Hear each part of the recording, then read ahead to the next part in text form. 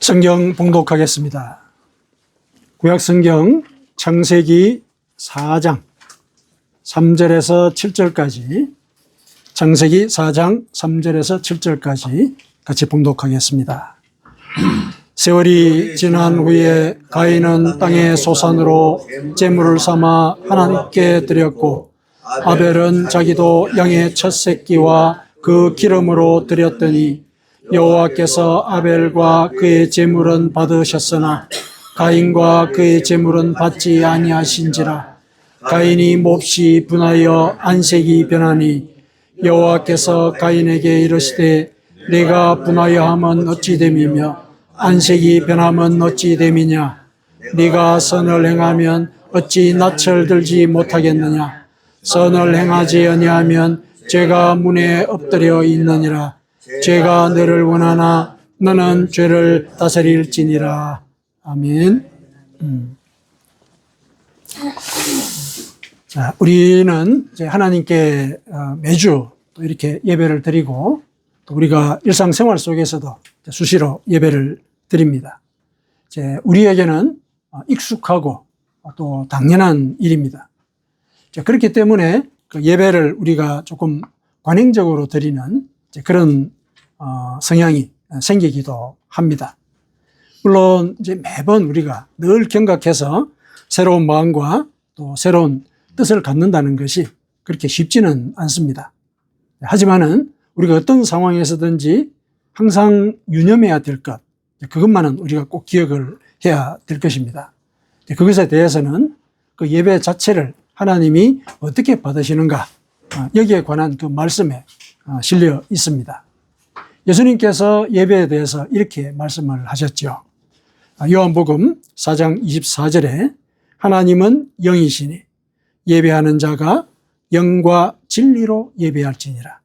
항상 이 말씀은 우리가 기억을 하면서 예배에 임해야 되겠습니다.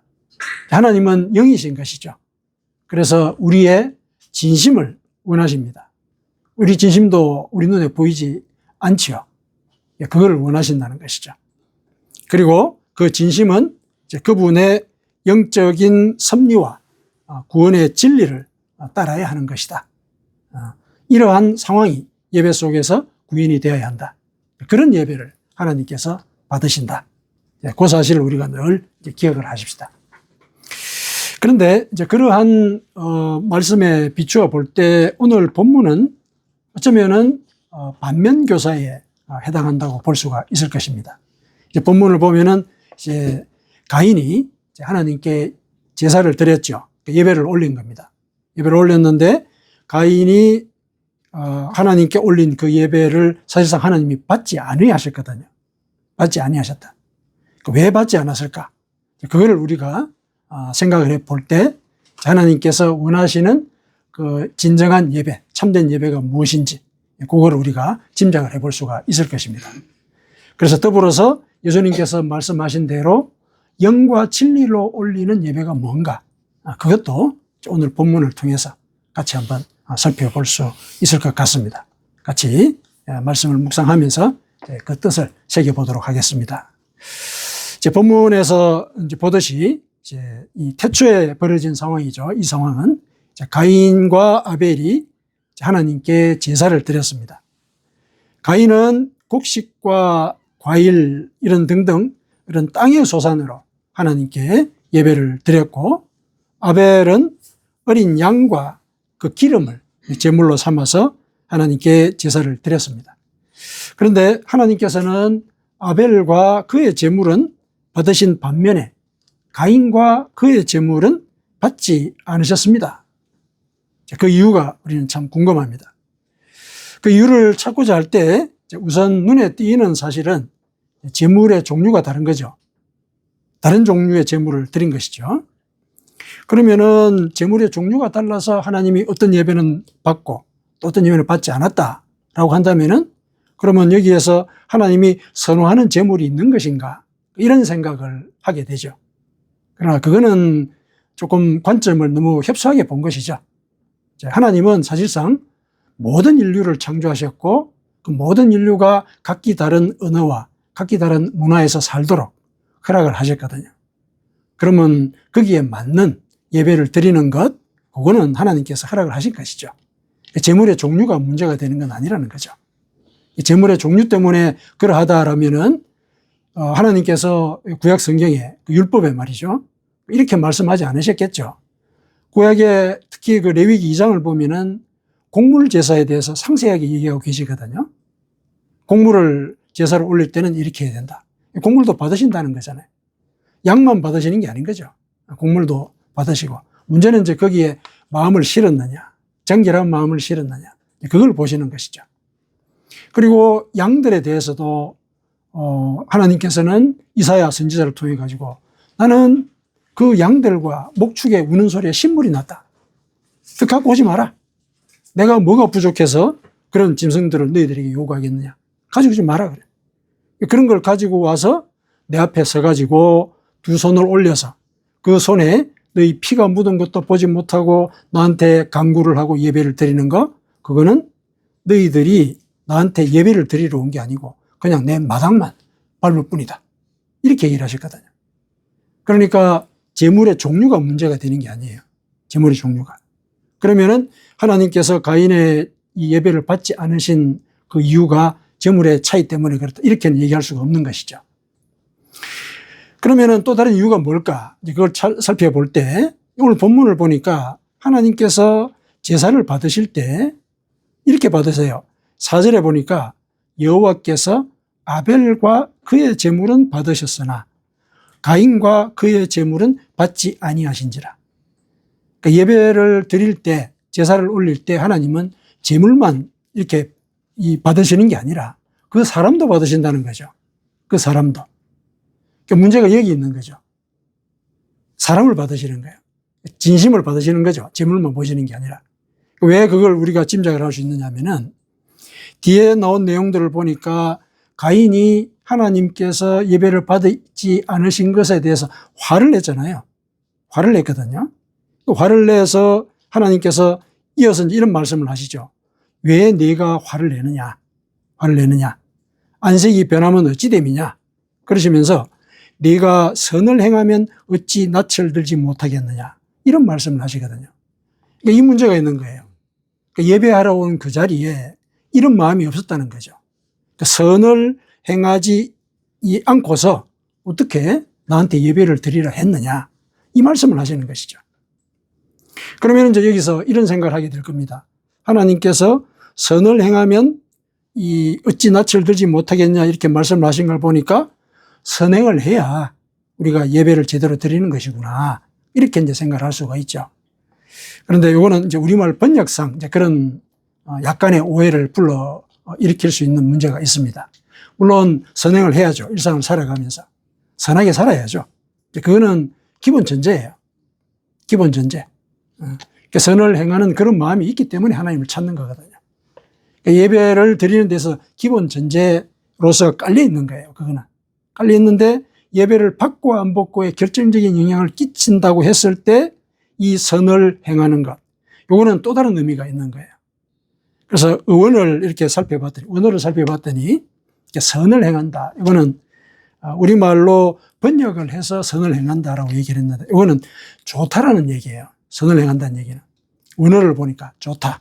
이 좋다라는 얘기는 하나님께서 좋다라고 인정하는 이제 그런 행위에 대해서 말씀을 하시는 것인데 이 좋다라는 말은 하나님께서 언제 쓰셨느냐 하면은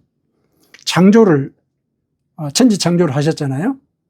그래서 6회에 걸쳐서 천지를 창조를 하셨는데 둘째 날 이후부터는 그분이 창조하신 것들을 다 보면서 좋다, 좋다 이렇게 말씀을 하셨죠. 매번 그렇게 말씀하셨거든요. 그러면은 당신이 말씀을 해서 천지를 창조하시고 난 뒤에 내가 보기에 좋다 이렇게 말씀하신 것은 내가 말한 대로 되었구나. 내 뜻대로 이루어졌구나. 그걸 얘기하시는 거죠. 그렇잖아요. 내가 말한 대로 모든 것들이 만들어졌으니까 내가 보기 좋다. 그건 뭡니까? 내 뜻대로 이루어졌구나. 그런 차원에서 좋다 얘기하신 거거든요. 그럼 좋다. 하나님께서 가인에게 일러주신 네가 좋은 일을 행하지 않았을 때 했을 때 그 좋은 일이라고 하는 거는 네가 내 뜻에 맞도록 이 예배를 드린 게 아니다. 이 얘기를 하신 거예요. 그런 의미로 이해를 하실 필요가 있습니다. 그래서 선을 행하면 어찌 낯을 들지 못하겠느냐, 이 말씀은 네가 예배를 드리려 제물을 갖고 온 거는 맞다. 맞는데 그 제물과 함께 내 뜻에 맞는 그 마음을 네가 바친 것이 아니다. 그 얘기를 하신 거예요. 그래서 내가 너와 너의 제물은 받지 않은 것이다. 이렇게 말씀하신 것이죠. 그 문제가 거기 있는 거예요. 예배에는 역시 하나님께서 뜻한 대로 하는 어떤 뭔가가 있는 거예요. 그 뜻을 쫓아서 그 뜻대로 하나님께 예배를 드려야 한다는 것이죠. 제물만 들고 오는 그런 경우는 이 이스라엘 백성들이 고대에 하나님께 많이 질책을 받았던 그런 일이잖아요. 서두에도 말씀을 드렸듯이 너희들이 들고 오는 그 짐승들, 나 신물이 난다. 신물이 난다. 네 손에 피를 묻히고서 어떻게 손을 들어서 나에게 기도하느냐. 나는 그 기도에 대해서 눈을 감을 것이고 길을 막을 것이다. 이사야 1장에 그렇게 말씀하셨거든요. 예배를 안 받으신다는 거예요. 그런 예배는. 손에 피를 묻혔다는 게 뭡니까?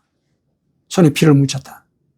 자기의 이익을 위해서 다른 사람을 해치고 또 그 해치는 그런 상황에 대해서 아무런 회개의 마음이 없었던 거죠. 그러니까 손에 이 묻은 피를 그대로 들고 와서 하나님께 예배를 드린다는 게 그런 상황이거든요. 그런 상황으로 너희들이 화려한 제물을 들고 오는 거, 그거는 내 마당만 밟는 것이다. 그거는 진짜 예배가 아니다. 나는 그런 예배 안 받는다. 이렇게 얘기를 하세요. 분명히 이사야 선지자를 통해서 하신 얘기가 그런 예배인 경우, 그런 기도인 경우는 내가 귀도 막고 눈도 가릴 것이다. 이렇게 얘기를 하세요. 그러니까 참된 예배를 드릴 때, 참된 제사를 드릴 때 뭐가 제일 기준인지, 그게 중요한 거, 그건 이제 우리가 깨닫고 이제 인식을 해야 되죠. 그러니까 하나님이 원하시는 그 선을 행하면, 이 말은 이 예배가 하나님의 뜻을 구하는 것이냐, 그 뜻을 쫓아서 하는 것이냐, 그거를 고민하라는 것이죠. 그걸 고민해야 된다. 자, 그러면은 하나님께서 원하시는 그 예배상의 그 뜻은 뭐냐? 그거 우리가 살펴봐야 되겠죠. 분명히 예수님을 통해서 그 뜻이 뭔지 일러주셨죠. 예배를 드릴 때는 영과 진리로 예배를 드려야 한다. 여기에 이제 하나님의 뜻이 뭔지 드러나 있는 것이죠. 그러니까 예배를 드릴 때는 이 영은 성령이죠.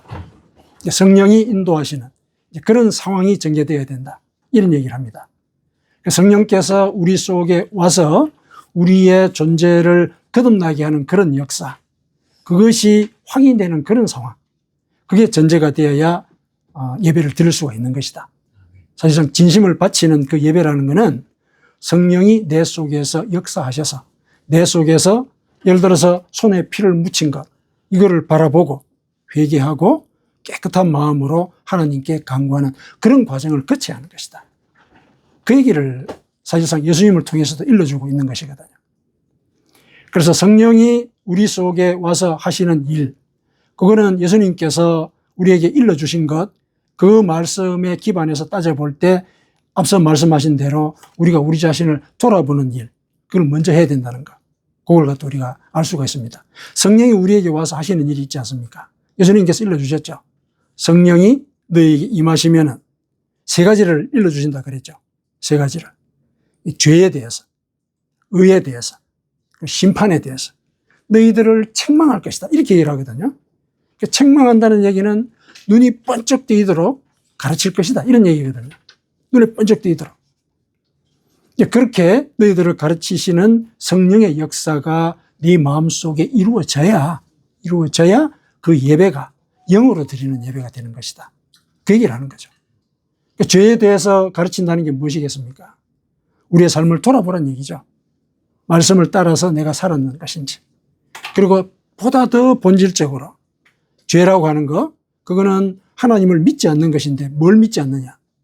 하나님이 나를 사랑하셨다는 사실, 그리고 지금도 사랑하신다는 사실, 그거 못 믿는 거, 그게 죄라는 거예요.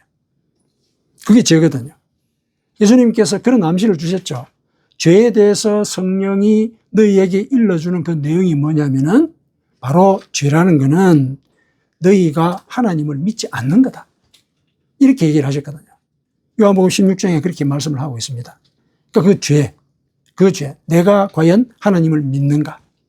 하나님이 나를 사랑하고 계시다는 것을 내가 믿는가? 그거 따져보란 얘기야.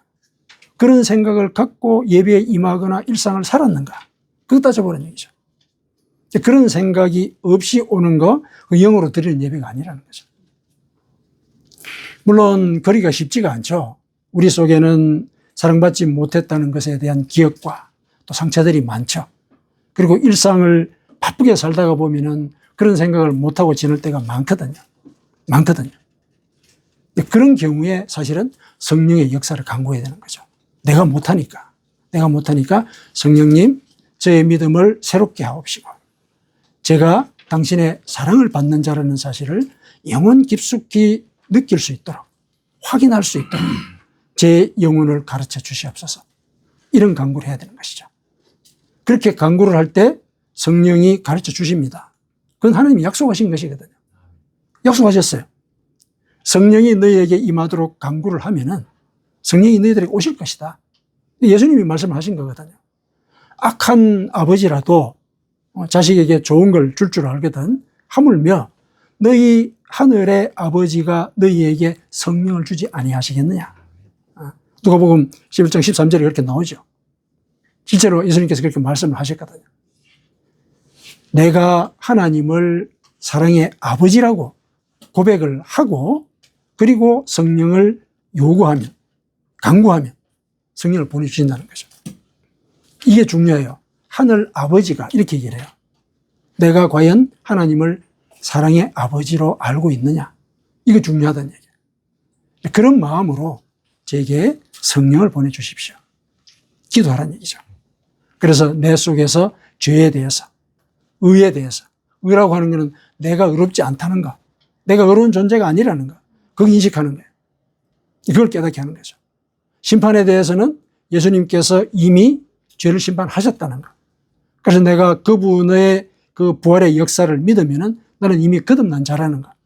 그런 믿음을 갖느냐. 이런 문제거든요. 이런 것들을 성령이 내 속에서 깨닫게 하시도록 그렇게 간구를 하는 것이죠. 그런 성령의 역사가 내 마음속에 흔적으로 남아있는 상태에서 드리는 예배가 영으로 드리는 예배라는 거죠. 영으로 드리는 예배. 그러면 이어서 예수님께서 말씀하신 진리로 드리는 그 예배는 뭐냐? 진리로 드리는 예배. 진리라는 게 바로 말씀드렸던 하나님이 나를 사랑하신다는 것. 그게 진리예요. 우리가 믿어야 되는 진리. 근데 그 진리를 우리가 실은 믿기가 어렵지 않습니까? 왜냐하면은 세상에서 살아가는 그 모든 과정 속에서 세파에 시들리고 또 그 과정 속에서 내 스스로 받은 또 상처도 있고 그래서 내가 과연 사람으로부터도 사랑받는 존재인가 여기에 대해서도 확신을 못 가질 때가 많잖아요. 그렇죠. 그게 우리 인생이거든요. 근데 하나님이 나를 사랑하신다. 믿기가 참 어렵습니다. 믿기가 어렵습니다. 그러나 성령이 오시면은 그 믿음을 주시거든요. 내가 사랑받는 자라는 거. 하나님의 사랑을 받는 자라는 거. 그걸 믿어야 되죠. 사실은 그 마음이 있어야 하나님을 찾으러 오는 것이 그게 사실 맞거든요. 그게 이치에 맞잖아요. 사랑하는 자 앞에 와서 그 사랑에 감사하고 또 찬양하는 거. 이게 이치에 맞잖아요. 근데 그거를 이제 요구를 하시는 것이죠. 그게 진리로 하나님께 올리는 그런 예배가 되는 것이거든요. 그러면 가인은 그러면 이 두 가지 이 점에 대해서 문제가 있었다는 거 아니에요. 이 두 가지 점에서. 가인은 그러면 어떤 마음으로 왔을까? 제물은 이렇게 아주 정갈하게 준비하지 않았겠습니까? 하나님께 올리는 예배니까. 제물은 준비를 했을 거예요. 정갈하게 준비를 했을 거란 말이죠. 그런데 그 마음에 하나님의 뜻을 따르고자 하는 그런 마음이 없었다는 거, 하나님이 지적을 하셨잖아요. 그럼 뭘 가지고 하나님은 그렇게 얘기를 하셨을까? 하나님의 뜻에 자기의 뜻을 맞추려고 할 때 제일 방해되는 게 뭡니까? 제일 방해되는 게 자기 뜻이죠. 자기 목적. 그러니까 예배를 드리러 와서 하나님의 뜻대로 살고자 하는 그런 다짐과 확인이 아니라 내 뜻을 관철하고자 하는 거예요. 내 목적을 갖고 나오는 거죠. 이거 해 주십시오. 그러면은 당신을 더 믿겠습니다. 예를 들면 그런 거예요. 그래서 늘 강구하는 그 내용들이 내 목적을 이루는 어떤 그런 그 상황으로 예배를 하고자 할 때 하나님의 뜻과 맞지 않는 거죠. 그거는. 사람의 뜻, 그게 먼저 앞서는 거잖아요. 사람의 뜻을 앞세워서 하나님께 예배를 드린다면 사람의 뜻을 섬기는 것이고, 하나님은 그 사람의 뜻을 이루는 수단이 되는 거예요. 수단이 되는 거죠. 하나님은 이제 그런 예배를 받으실 수 없는 거죠. 그렇지 않겠습니까? 이건 논리적인 문제예요. 신앙의 논리. 하나님의 뜻에 맞추는 그런 삶. 가인은 그러지 않았던 거죠. 그게 뭔지는 모르지만 하나님은 그걸 읽으셨어요. 근데 너무 공교로운 그런 사실이지만은 가인의 이름의 뜻이 뭔지 아세요? 가인의 이름의 뜻이. 이름의 뜻이 얻다, 소유하다는 뜻이에요. 소유하다, 얻다.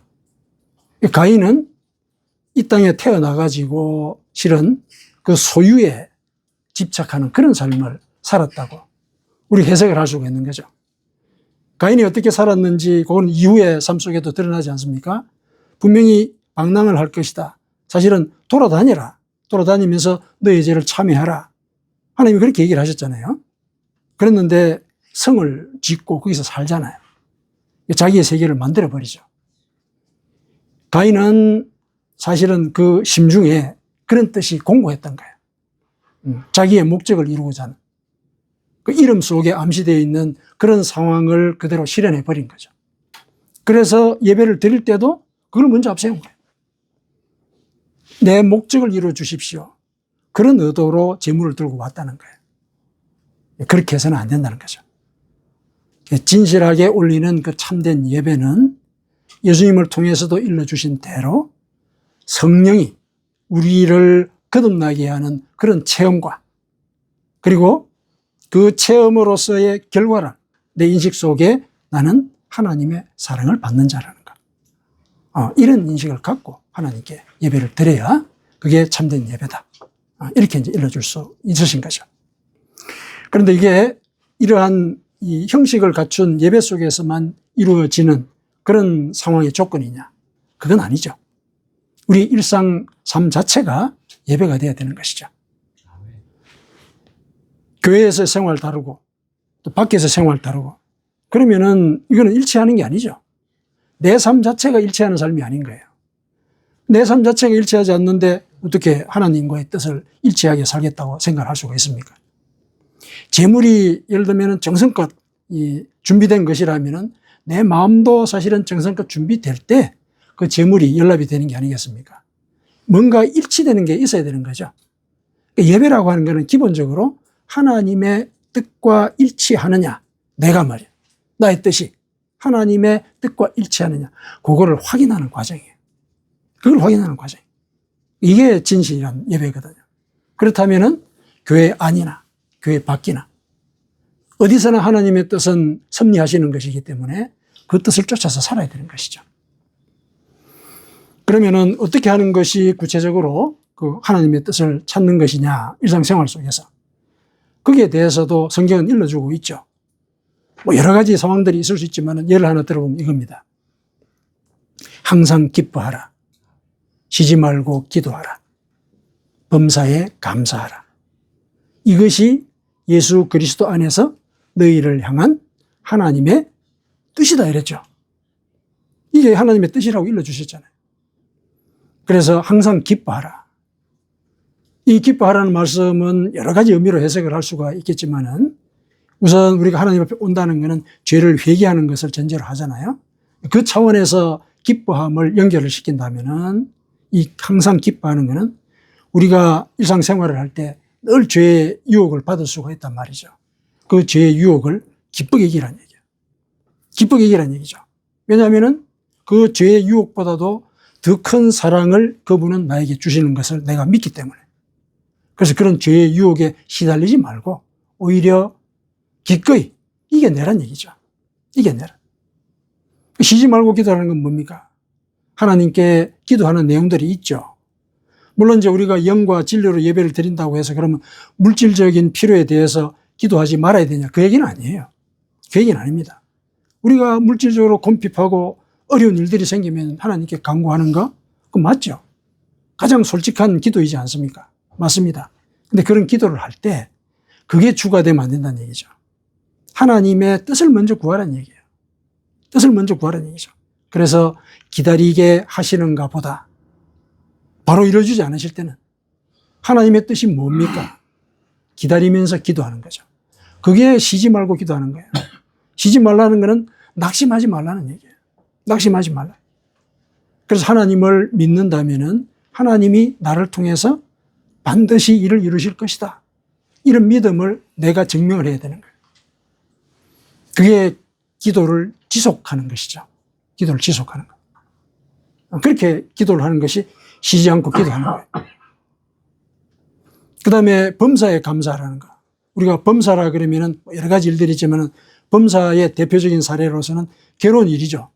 괴로운 일에 감사하면 사실은 그게 범사에 감사하는 일이 되지 않겠습니까? 괴로운 일이 나에게 닥치더라도 여기에는 하나님의 뜻이 있다. 나를 성장시키고자 하는 하나님의 섭리의 일부다. 이런 생각을 갖는 거죠. 그럼 하나님이 나를 성장시키고자 하는 그런 뜻으로 실은 이런 고난 가운데 나를 놓으셨다면 감사할 일이죠. 감사할 일인 거죠. 그런데 이렇게 말씀을 드렸지만은 항상 기뻐하기가 쉽습니까? 쉬지 않고 이제껏 기도했다고 자부할 수 있습니까? 이 괴로운 일이 나한테 닥쳤는데 감사의 기도가 나왔습니까? 안 그렇죠. 우리 인간이 그렇게 약합니다. 그래서 성령께 간구해야 되는 것이죠. 도와주십시오. 저는 당신의 사랑을 받는 자입니다.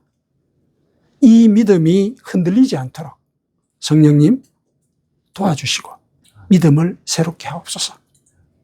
이렇게 늘 간구하면서 성령과 동행하는 삶. 그것이 교회 안이나 교회 밖에서나 참된 예배를 드리는 그런 길입니다. 그렇게 참된 예배를 드릴 때 하나님께서 이렇게 약속을 하셨죠.